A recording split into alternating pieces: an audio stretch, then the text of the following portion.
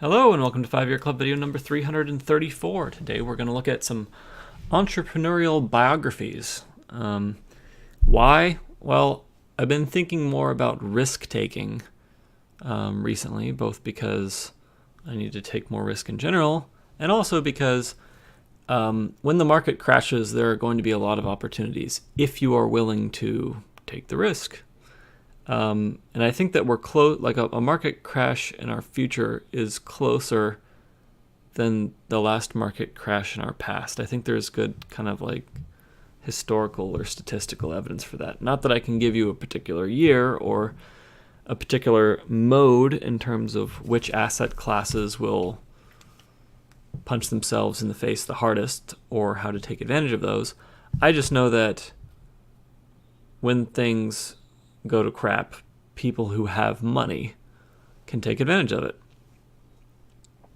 So I originally looked up articles on risk taking, but they're kind of like generic and boring, and really I just need to find a really good book on risk taking. But I think I've already done a video trying to find books on risk taking, listed out a few books, and I haven't read them yet, and I'm not completely happy with. So instead I went in a different direction. Tonight I'm looking at biographies of entrepreneurs, because what better way to learn about risk taking than to learn about people who actually took the risks.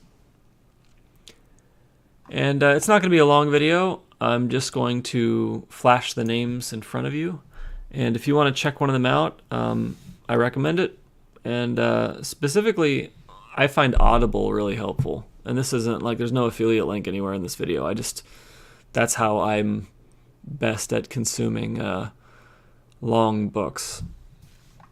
So let's go look. All right, Hit Refresh by Satya Nadella. And this is the CEO of Microsoft, I think. So that's cool. Hit Refresh.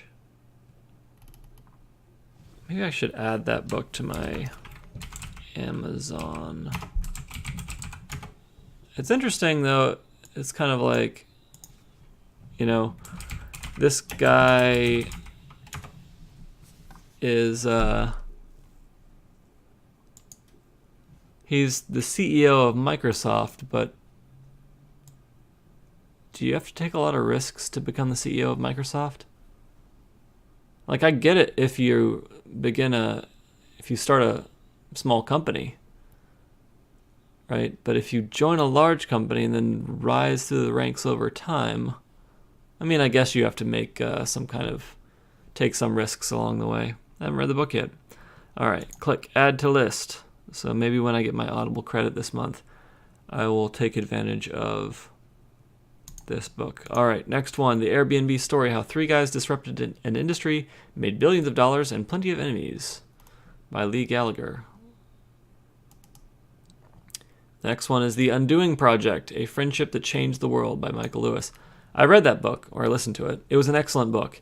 It's basically a summary of this book right here, Thinking Fast and Slow, except it's a more digestible summary of the Thinking Fast and Slow book, which is a much longer book, and I think probably a more boring book too.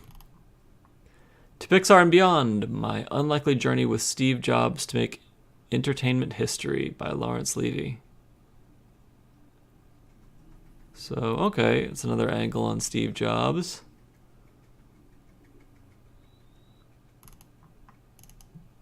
I'm interested in this. Alibaba, the House That Jack Ma Built. Because this guy really did, well, he looks funny, sorry. But he really did build up like a massively successful company from nothing. So how does that work, right? He was a teacher first. Shoe Dog, a memoir by the creator of Nike, Phil Knight. All right. The Third Wave by Steve Case. Let's see. He co-founded AOL in 1985. Okay. Wow. Man, 1985 was a really early time to co-found something like AOL. Be interesting to see what he was thinking in the 80s and the 90s as things evolved. And really, come on. All right. Next one. I've seen this one in several lists. Elon Musk, How the Billionaire CEO of SpaceX and Tesla is Shaping Our Future by Ashley Vance. I think Elon Musk is an interesting guy, certainly a very smart guy. I'm not sure how durable Tesla is.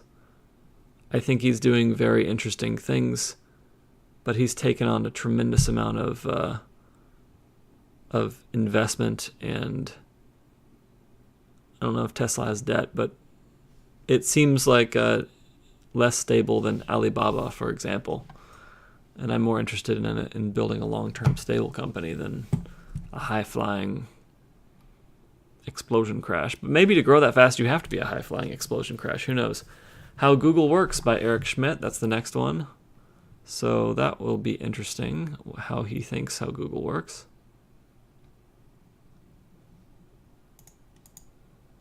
All right.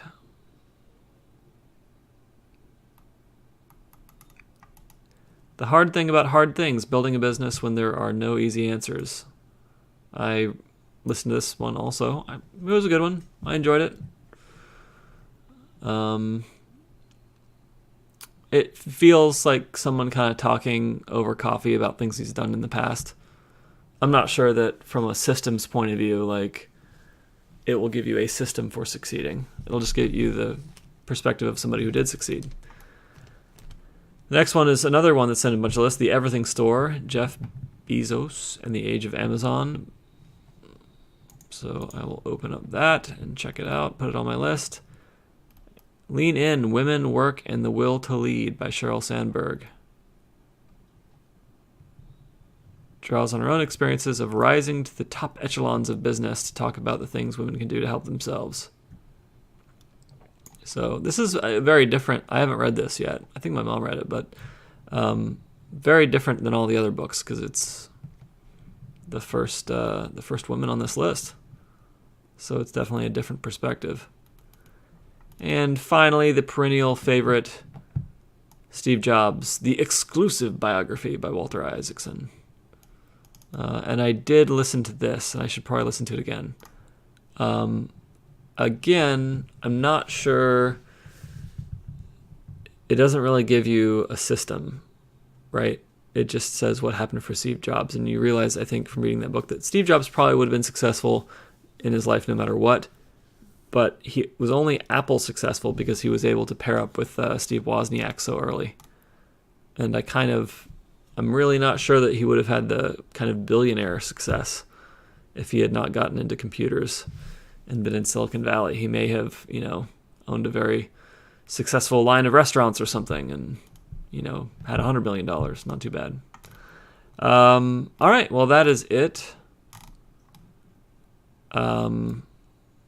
Hope that one of these books sounds appealing and you can read it and listen to it and be inspired by it and see why it's worth it to plan out some risk in your life, in addition to planning out how much you're going to save, to have some safety to offset that risk.